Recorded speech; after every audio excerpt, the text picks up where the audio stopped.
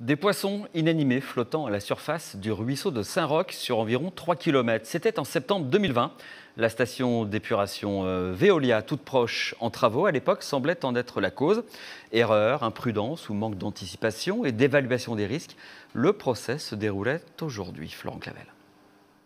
Notre métier, c'est de dépolluer, pas l'inverse. L'entreprise n'est pas fière de ce qui s'est passé. Confronté aux preuves, le représentant de Veolia reconnaît à la barre la pollution sur le ruisseau de Saint-Roch, mais le jure, elle est le résultat d'erreurs individuelles, pas d'une politique globale de Veolia. Car l'affaire est sensible à l'heure de l'urgence écologique. D'ailleurs, avant même les débats, les avocats de Veolia ainsi que le directeur territorial annonçaient un accord avec les parties civiles pour restaurer le cours d'eau. Un de nos agents a commis une erreur et l'entreprise est là aussi pour l'assumer.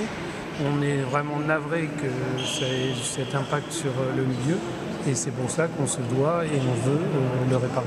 Septembre 2020, l'entreprise entame en urgence des travaux sur la station d'épuration de Saint-Roch. Une dérivation est alors installée vers le ruisseau où sont rejetées les eaux pré-traitées.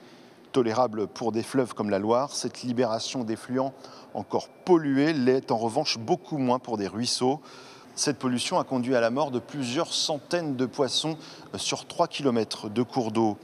Pourquoi dès lors avoir poursuivi ces rejets? Pourquoi avoir attendu la découverte de la pollution par la Fédération de pêche pour mettre en place une solution alternative? Ou encore, pourquoi n'avoir prévenu la direction départementale des territoires que le jour du début des travaux, au lieu du mois légal?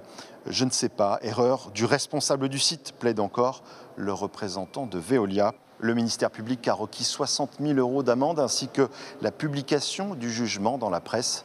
Ce délibéré est attendu le 22 novembre.